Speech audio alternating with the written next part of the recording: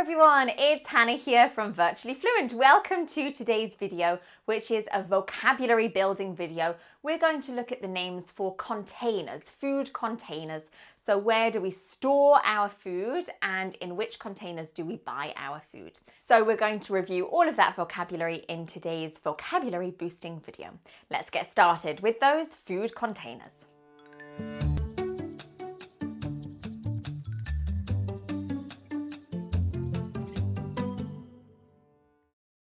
So we're going to start over here with this particular container, which is a jug. So this typically has a handle and you can pour a liquid out of it. This is a jug of water. You might find this on the table, for example, in a restaurant. Second, we also have a bottle. And a bottle is typically glass. It could also be plastic. You might have a bottle of wine, a bottle of juice, and that is that particular shape. Wine can also come in crates when you have multiple bottles within that sort of wooden structure. It would be a crate of wine. And inside here, we're going to have a look at this material, which is glass. So these are glasses, a glass of water, a glass of juice, etc. Any kind of liquid, really. Moving on to our next cupboard inside here, we're going to start with either a can or a tin of something. This is typically metal, and in this case it's evaporated carnation milk, but you might have a tin of tuna. Another common thing with cans and tins is also beer.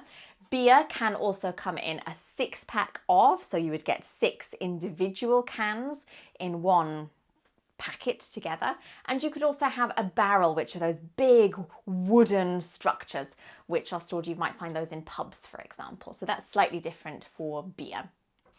The next one we're going to look at is a tube, which is this structure here, and you would tend to squeeze that so something with paste would come out of the end. In this case it's tomato puree. You might also have a tube of toothpaste, for example. And the final one in this cupboard is going to be a bag. This is very common with flour. It's sort of a paper material and you would have some sort of solid or powder inside. This is a bag of flour. Over in this corner, we're going to have a look at the different types of plates and dishes. So you could have a general dish of something, which would be generally any sort of size. Up here, we would have a bowl, which is that shape with some sort of depth, a bowl of pasta, a bowl of cereal, for example. You can also have a plate of something, which we have in that cupboard too. Now, just outside, you can see this particular container. This is a basket of coffee. In the supermarket, for example, you would also have a basket, which tends to be metal. You could also get a plastic one as well. Now, for this week, I've got some flowers. This particular arrangement is in a vase. So you could say a vase of flowers. That's quite specific to flowers. You can also say a bunch or a bouquet of flowers.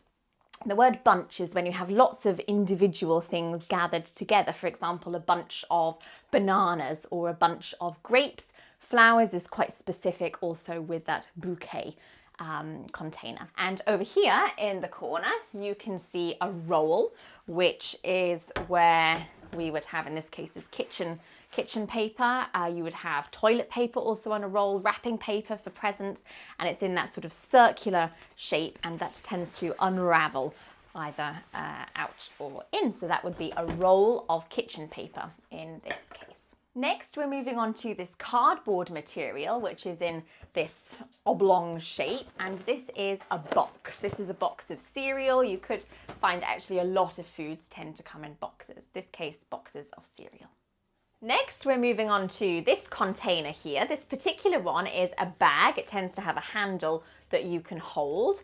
And in this case, I've got a bag of onions and potatoes. However, sometimes potatoes might come in a slightly bigger sack, which is that Hessian brown rough material, a sack of potatoes. In my case, I've got a bag of potatoes. Next up, we have a bar, which is in this case chocolate, a bar of chocolate. It tends to be slightly thinner and you can snap it into little sections. That one's a bar of chocolate. You might also find a bar of soap, for example. When you wash your hands, those little things that you can hold would also be a bar of soap. Now, next on our list is bread. Now, an entire section of bread, that container, would be a loaf of bread, but what we tend to do is cut it then into individual slices. So you would have a slice of toast, for example. You can also say piece as well.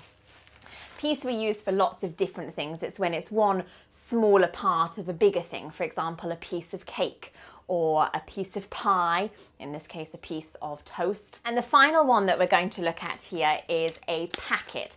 A packet does tend to be plastic, and quite a lot of foods that you will buy in the supermarket will be in a packet.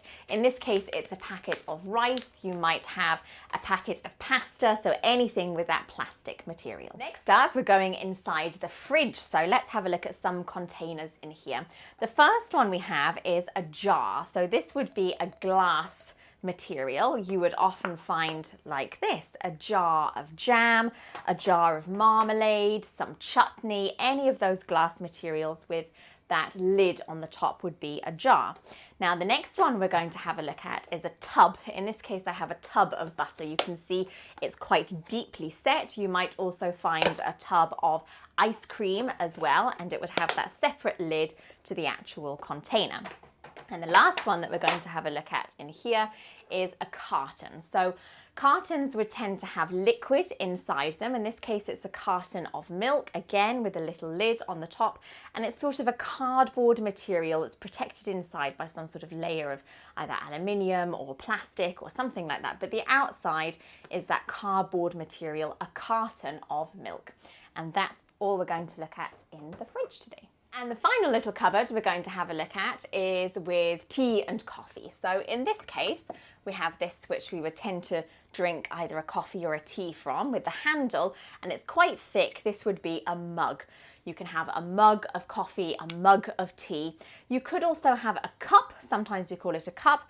I don't have any cups here, but they're slightly rounder and slightly wider. I'll pop up a picture for you. And again, with a little handle, a cup of tea.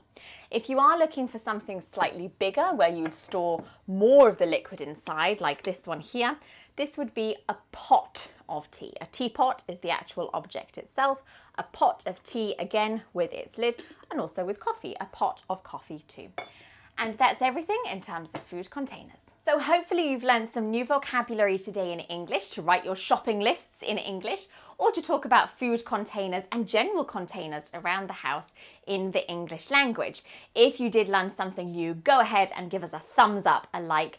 Don't forget to subscribe to our YouTube channel and turn those notifications on so you know exactly when we release our new English vocabulary, grammar, pronunciation, and life in the UK videos. That's everything for today. This is Hannah from Virtually Fluent, bringing English to life.